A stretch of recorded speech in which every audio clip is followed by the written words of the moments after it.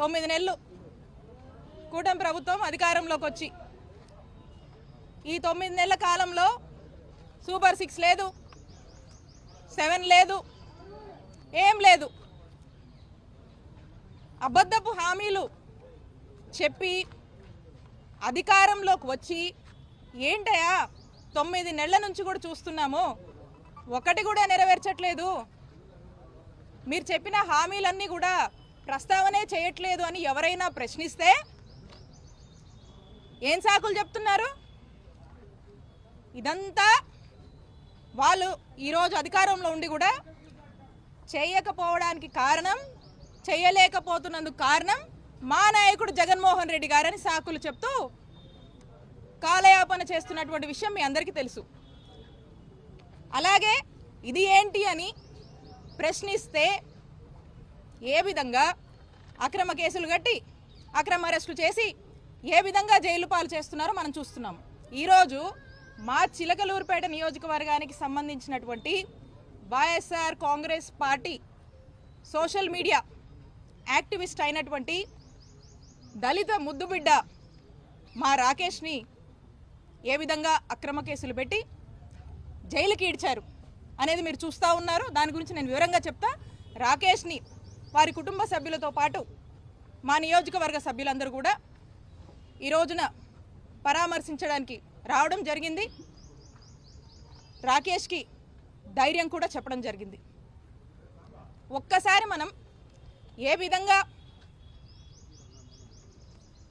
కూటమి ప్రభుత్వం వచ్చాక చక్కటి అందమైన కట్టుకథల్ని ఏ విధంగా అల్లి అక్రమ కేసులు పెట్టి జైళ్ల పాలు చేస్తున్నారని చూస్తే ఈ రాష్ట్రంలోనే ఈ రాకేష్ అరెస్ట్ కానీ రాకేష్ని జైల్లో పెట్టడం అనేది ఒక కేస్ స్టడీ అనేది మనం చూడొచ్చు. ఎందుకంటే దీని గురించి మీకు ఇన్ షార్ట్ నేను చెప్తాను. ఇక్కడ భాష అనే అతనితో ఎమ్మెల్యే పత్తిపాటి పుల్లారావు ఒక కంప్లైంట్ ఇప్పిస్తాడు. ఎమ్మెల్యే పుల్లారావు డైరెక్షన్లో కంప్లైంట్ ఏమని ఇప్పిస్తారంటే 6/3/2025 అంటే 6th మార్చ్న రాత్రి సుమారు 9 గంటల సమయంలో ఈ భాష కళామందర్ సెంటర్ మీదుగా వెళ్తుంటాడు. అప్పుడు వెళ్తున్నప్పుడు దారిలో ఈ దొడ్డ రాకేష్ గాంధీ, ఫణీంద్ర నాగిశెట్టి, దామిశెట్టి రామకోటేశ్వరరావు ఈ ముగ్గురు కూడా నలుపు రంగు డ్యూక్ బైక్ పైన వచ్చి నన్ను అడ్డుకొని అబ్యూజివ్ వర్డ్స్ని మెన్షన్ చేశారు. ఆ వర్డ్స్ నేను మెన్షన్ చేయట్లేదు ఇక్కడ అని మాట్లాడి అతన్ని ఏదో ఇష్టం వచ్చినట్టుగా మాట్లాడి ఈ ముగ్గురు కూడా ఈ భాష అనే అతన్ని చుట్టుముట్టి అందులో ఈ దొడ్డ రాకేష్ గాంధీ ఈ భాష ఫోన్ ఇవ్వమని ఇవ్వకపోతుంటే రాకేష్ గాంధీ జోబులో ఉన్నటువంటి కత్తిని తీసి ఆ కత్తి మడతపెట్టి తీసి అలాగే ఇతనితో పాటు ఉన్నటువంటి రాకేష్తో ఉన్నటువంటి ఫణీంద్ర అలాగే దామిశెట్టి కోటేశ్వర వీళ్ళు కూడా చిన్నపాటి కర్రలు పట్టుకొని ఉండి ఈ భాష మీద అతని సెల్ ఫోన్ ఇవ్వమని, ఇవ్వకపోతే అతని గొంతు మీద కత్తి పెట్టి డీప్గా థ్రెటన్ చేసి అతన్ని చంపుతానని ఆ మాదిరిగా మాటలు మాట్లాడి బెదిరించి ఈ భాష జోబులో ఉన్నటువంటి ఐటెల్ బ్లూ కలర్ ఫోన్ చెప్పాడు. దీని ఐఎంఈ నంబర్స్, ఫోన్ నంబర్స్ ఇందులో ఇచ్చాడు. ఇక ఈ ఫోన్ని రాకేష్ గాంధీ తీసుకున్నాడని ఈ ముగ్గురు కూడా రాకేష్ గాంధీ, ఫణీంద్ర, ఈ కోటేశ్వరు ఈ ముగ్గురు కూడా ఈ భాషని అబ్యూజివ్గా ఇష్టం వచ్చినట్టు బెదిరించి తనని చంపే ప్రయత్నం చేశారని, దాంట్లో భాగంగా అటుగా ఆ పక్క నుంచి వస్తున్నటువంటి పిల్లికోటి, పఠాన్ సమదు, మధుమాల రవి వీళ్ళంతా ఈ జవాజీ బుచ్చిబాబు వీళ్ళంతా కూడా అక్కడి నుంచి చూసి అక్కడి నుండి వాళ్ళు పరారైనట్టుగా ఈ కథంతా అల్లారు. నేను అడుగుతా ఉన్నా పోలీసుల్ని, ఈ కేసు కట్టినటువంటి సిఐని, ఇదంతా నిజమా? ఇదంతా నిజమా అని నేను సిఐని అడుగుతా ఉన్నాను. అంటే ఈ మధ్యకాలం మనం చూస్తూ ఉన్నాము ఏమనంటే BNS 111 సెక్షన్ ఆర్గనైజ్డ్ క్రైమ్ కింద సోషల్ మీడియా వాళ్ళ మీద కేసులు పెడితే కోర్టు వీళ్ళ మీద చివాట్లు పెడుతుంది వీళ్ళకి. అందుకని ఇక ఇదైతే కోర్టు ఒప్పుకోవట్లేదు కాబట్టి బెయిలబుల్ సెక్షన్స్ అయితే పెడితే కష్టము, నాన్ బెయిలబుల్ సెక్షన్స్ పెట్టాలని 308 కట్టాడు ఈ సిఐ. ఈ 308 అంటే ఏంటంటే ఎక్స్టార్షన్ సంబంధించి, అంటే డీప్గా థ్రెటన్ చేసి భయప్రాంతులకు గురి చేసి అని చెప్పి దాదాపుగా హత్య యత్నం చేశాడన్నట్టుగా ఇదైతే నాన్ బెయిలబుల్. ఈ సెక్షన్లు పెడితే రాకేష్ని ఫిక్స్ చేయొచ్చు అనేటువంటి ఒక ఉద్దేశంతో ఈ సెక్షన్లు పెట్టడానికి అల్లినటువంటి అందమైన కట్టుకథ ఇది.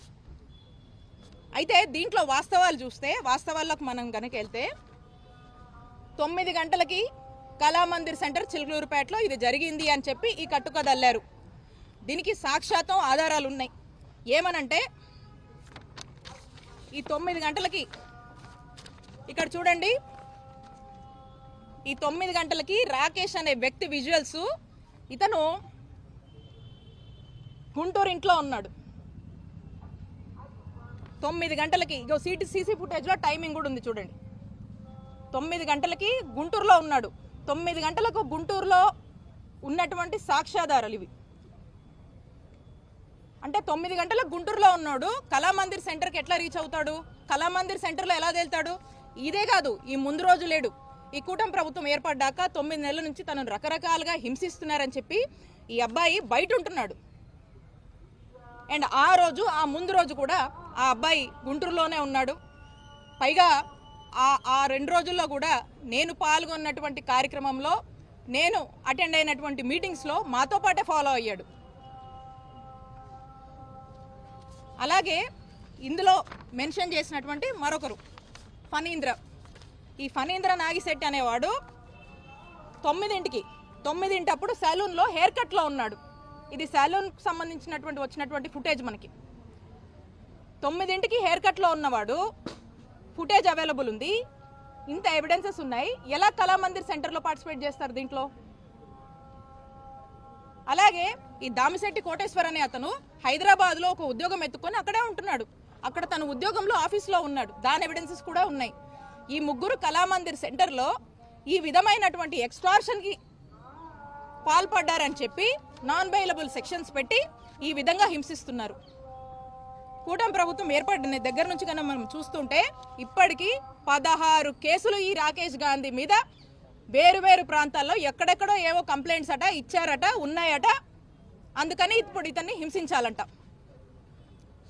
అంటే ఒక్కసారి ఆలోచించండి, అక్రమ కేసులు పెట్టే విషయంలో కూటమి ప్రభుత్వం యొక్క పిచ్చి పరాకాష్ఠకు చేరిందని ఈ రాకేష్ యొక్క కేసే, ఈ కేస్ స్టడీయే మనకు ఎవిడెంట్గా ఒక ఐ ఓపెనింగ్గా కనిపిస్తుంది. అక్రమ కేసులు ఏ విధంగా కూటమి ప్రభుత్వం వాళ్ళు కడుతున్నారు, వైఎస్ఆర్ కాంగ్రెస్ పార్టీ వాళ్ళని హింసిస్తున్నారు, జైళ్ల పాలు చేస్తున్నారని. అయితే దీనికి సంబంధించి మనం చూస్తే ఒక్క ఆధారం కూడా, వీళ్ళు పెట్టినటువంటి ఎక్స్టార్షన్ కేసుకి ఒక్క ఆధారం కూడా లేకుండా ఎమ్మెల్యే డైరెక్షన్స్ మీదగా ఎమ్మెల్యే రాకేష్ గాంధీ నా టార్గెట్ ఏం చేస్తావో నాన్ బెయిలబుల్ సెక్షన్స్ పెట్టి తీసుకొచ్చి అరెస్ట్ చేయండి, జైలుకు పంపించండి అని ఎమ్మెల్యే ఇచ్చినటువంటి ఇన్స్ట్రక్షన్స్ మేరకు ఈ నెరేటివ్ అల్లి మరి ఈ సిఐ ఏ విధంగా కూడా ఇలాంటి సెక్షన్స్ పెట్టి ఏ ఆధారాలు లేకపోయినా కూడా ఈ యొక్క నెరేటివ్ని కనీసము మనం పెడుతున్న కంటెంట్కి కనీసం సింక్ అవుతుందా లేదా అని కూడా తన యొక్క విచక్షణను కూడా కోల్పోయి ఏ విధంగా ఈ యొక్క కేసు కట్టారనేది మనకు స్పష్టంగా అర్థమవుతా ఉంది. కాబట్టి నేను చెప్తా ఉన్నా స్పష్టంగా, ఇలా ఎమ్మెల్యే చెప్పాడనో ఇంకెవరో చెప్పారనో వాళ్ళ యొక్క టార్గెట్స్ కోసము ఇక్కడ ఉన్నటువంటి పోలీసులు అత్యుత్సాహం చూపించి మీరు గనక ఈ విధంగానే వాళ్ళు చెప్పారు వాళ్ళ మెప్పుల కోసం మీ ఉద్యోగాల కోసము ఈ విధంగా గనక మీరు ఈ విధంగా చేస్తున్నారు, మీరు చేశారు. ఇప్పుడు ఈరోజు చెప్పిందే విత్ ఎవిడెన్స్ ఇవన్నీ కూడా మేము కోర్టుకు సబ్మిట్ చేశాము. ఖచ్చితంగా దీని మీద పెద్ద ఎత్తున న్యాయ పోరాటం చేస్తాము. ఖచ్చితంగా ఈ అత్యుత్సాహం చూపించి వాళ్ళ యొక్క మెప్పులు పొంది ఏ విధంగా వాళ్ళ యొక్క రూల్స్ అన్నీ కూడా మర్చిపోయి పోలీసులు వ్యవహరిస్తున్నారో ఖచ్చితంగా మిమ్మల్ని న్యాయస్థానం ముందు ఏదో రోజు నిలబెడతాము. ఖచ్చితంగా చట్టం ముందు మీరు నిలబడి సమాధానం చెప్పుకునేటువంటి రోజు మీకు వస్తుంది. అదే మీకు గుణపాఠం అని తెలియజేస్తున్నాను. అలాగే పోలీసులకు హెచ్చరిస్తున్నాను, మీరు ఇప్పుడు చేస్తున్నటువంటి